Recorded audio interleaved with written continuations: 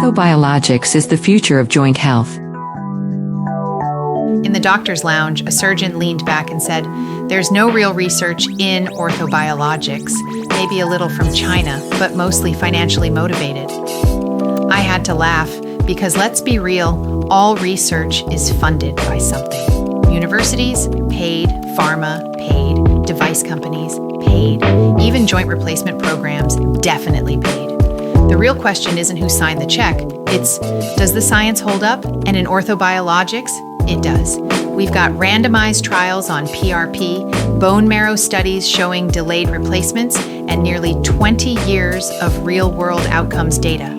This is my lane. I've spent decades in spine and joint procedures, and now my entire focus is precision regenerative medicine. Evidence-informed, targeted, designed to give patients options before they're pushed into replacement. Surgery will always matter, but biologics, that's where I lead. And if you want to know what the science really says, this is where you'll find the answers.